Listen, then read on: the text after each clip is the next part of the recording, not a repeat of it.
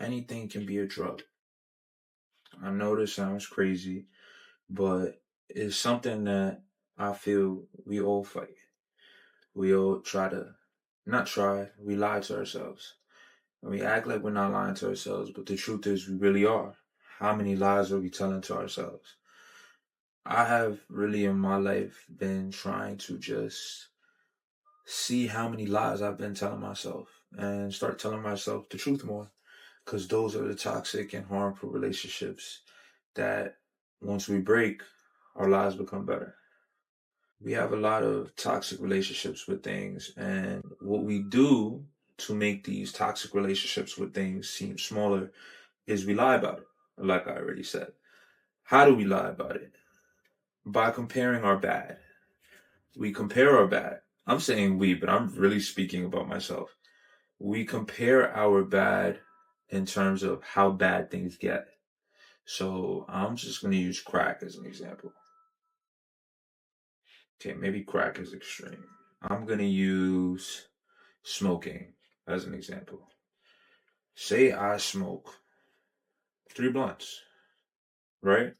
And I know I have a bad relationship with however my productivity is, whatever my life is like when I smoke those 3 blunts. I compare it to somebody I know that smokes 10. And I tell myself that, oh, I'm not smoking 10, so I'm chilling. I'm not really, you get what I'm saying? I'm not doing as bad as I thought I was. So I create this imaginary, it's an illusion. I create this illusion that I'm not doing bad, but I still have my toxic relationship with 3 blunts. This is a true story, maybe, I don't know. But for real, once we compare our bad, we then ignore our level of what we're dealing with. And it really is, I found myself dealing with it in so many ways where I thought something wasn't bad because it wasn't extreme. But it was extreme in my life. It was extreme to me. But I didn't want that to be the truth. A sentence that did not leave my brain once I heard it was anything that can be abused is a drug. I only thought it was a drug. But anything that can be abused is a drug. We abuse things in our lives that we know 100% we could do without.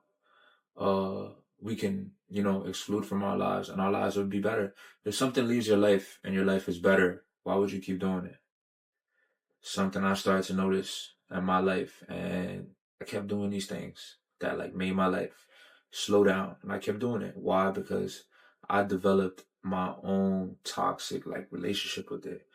We have these with foods, we have this with alcohol, we have this with drugs, we have this with anything that brings you pleasure. We have it with. We have it with gaming. We have it with working too hard. You could work too hard, bro. You could work so hard that you neglect the people that you love the most. You neglect your family if you work too hard. You know what I'm saying? Anything, and anything that is done in excess is not good. The Another thing that I heard that like really like just like another metaphor for like this is medication, medicine. You have a headache, you take 2 Tylenols. You're not gonna take 10. You're not going to take 15. Even medication, if you have too much of medication, it's bad for you. And it's something that heals you. So, what are the things in our lives that we have this relation? Whatever I'm describing, what is it you have it with? I know mine. I know mine. Mine is crazy. I know mine. I have been sober, uh, not alcohol wise. I've been sober since June 30th, 2024. It is July. Oh my God, we about to make a month? Let's see. Yo, today is July 29th. Wow, that's crazy. Like, and I have to be a testament of this. I believe in doing whatever it is that you like to do, as long is it hampering you. If it is hampering you, if it is slowing you down, you should leave it. My problem was uh, in my head, I told myself that I could work with it. It wasn't slowing me down. It made me creative. And these things It did have that influence, or it made me think it did, but it did have these influences on my life, and I appreciate the time that I had with it.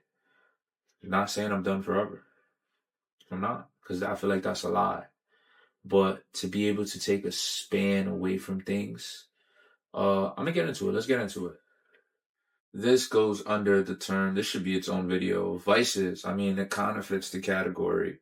Um, when something becomes powerful, it starts to have power over you. You can feel it. Like you chilling, you doing whatever it is you're doing. You feel the calling telling you to do that. We have this with everything. Like, don't worry, it's not just a, we have this with everything. That calling isn't more powerful than you. Do you control it or does it control you? I've heard this before. I was like, yeah.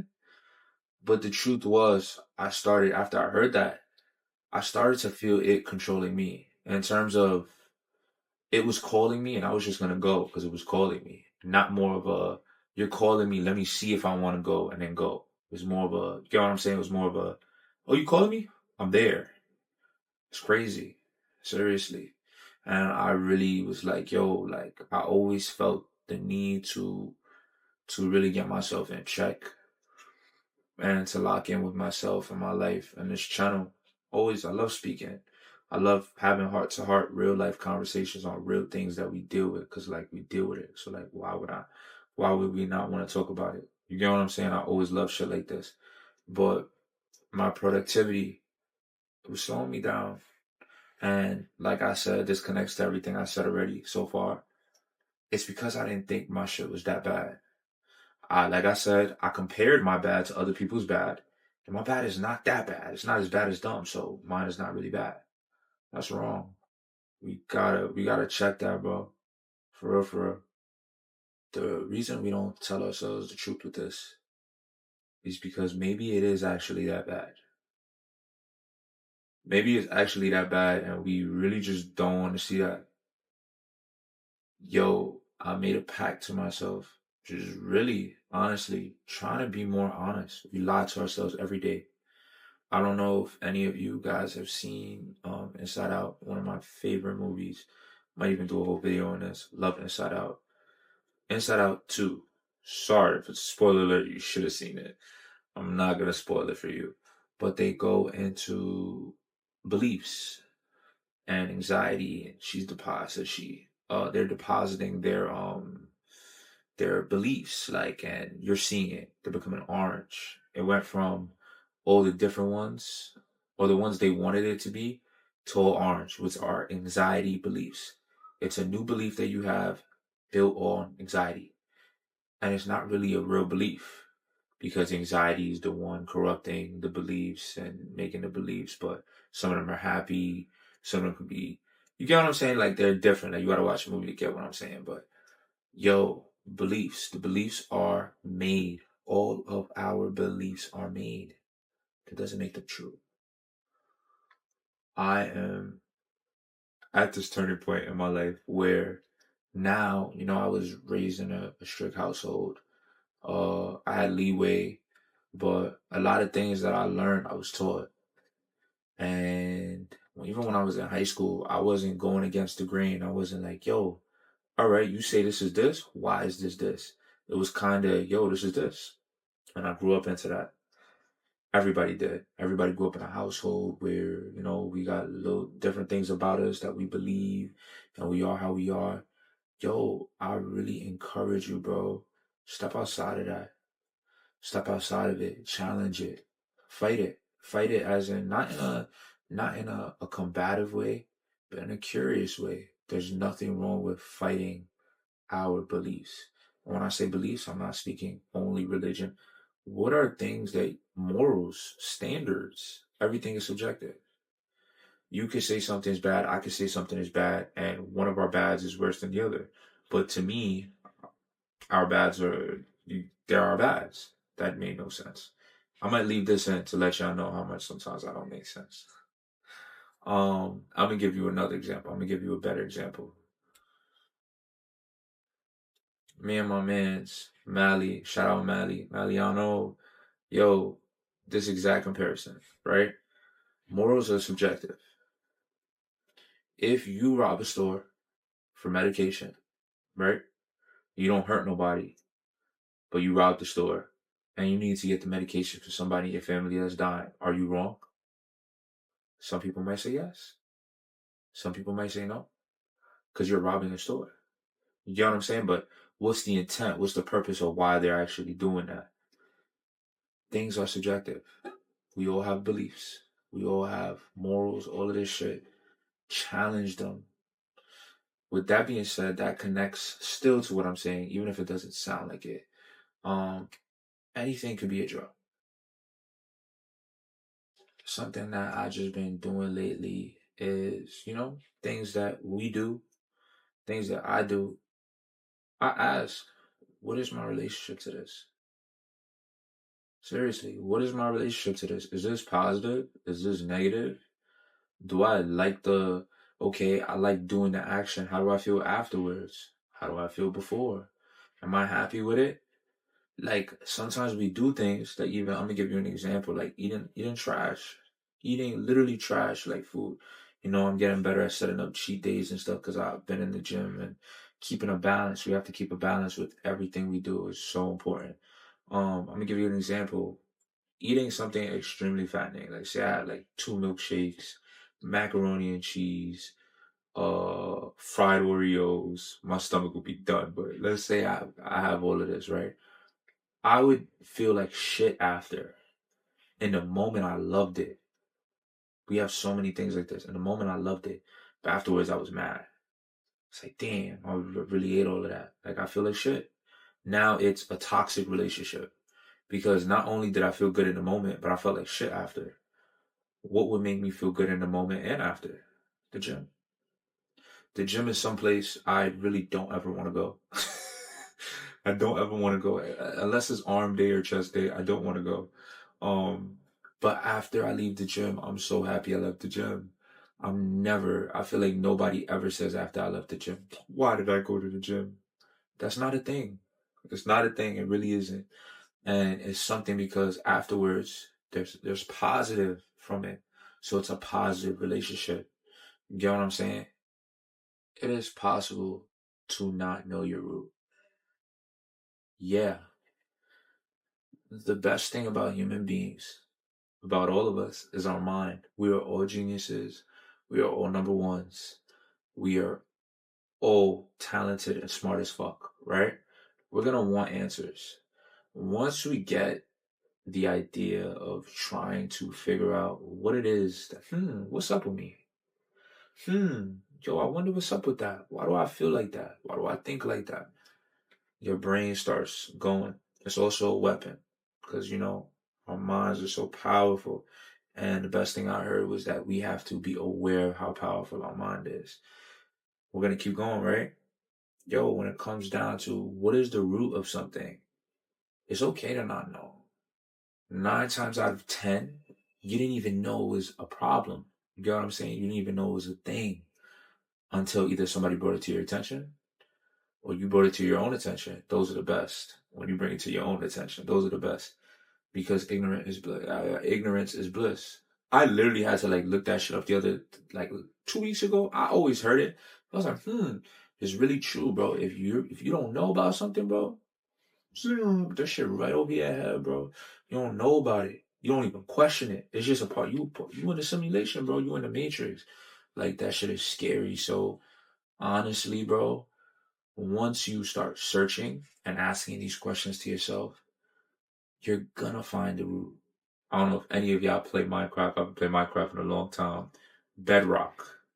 Bedrock. If you've seen Bedrock, Bedrock, rock bottom. You keep going. I'm gonna compare it to diamonds. You keep going, you're gonna find diamonds.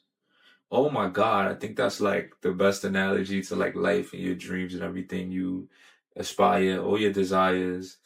It's diamonds, bro. You keep going, you're gonna find it. Just because you kept going. It's really that simple, but at the same time, it's not simple. This is the point that I'm at. This is where I'm hunting. Yo, find your root. Find your root. Find your toxic relationships. Find your positive relationships. You have positive relationships. You have them. What are they? Identify them. I'm not saying I have a whiteboard behind me. I'm not saying sit here and hey, this is my idea. Like you could do that too. You could be a scientist. I like scientists. Scientists are cool. I fuck with scientists. Um, and in this search, in this journey, what I'm personally learning in my life is be happy with yourself, bro. Be happy with everything you're doing. Be happy with how you're doing it. Uh, and be proud. Be proud of your thirst for knowledge. If you're here right now, it means completely the world to me. I am obsessed with YouTube videos. I watch nonstop YouTube videos. I can't believe I'm sitting here talking to the camera. This is like kind of conversation I would have with somebody in real life. So I feel like this is a dope opportunity to have this. And, at some point I'm going to die. Whenever that is, these are going to be here, bro. And anybody could go to my YouTube and it's going to be access to like a conversation, like we have a conversation in real life. And I feel like that's how I feel. Like that's why I love YouTube videos.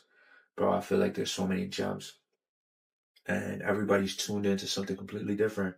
I could tell you something, you're like, oh shit, I didn't know that. You could tell me something, oh shit, I didn't know that. Back and forth, back and forth.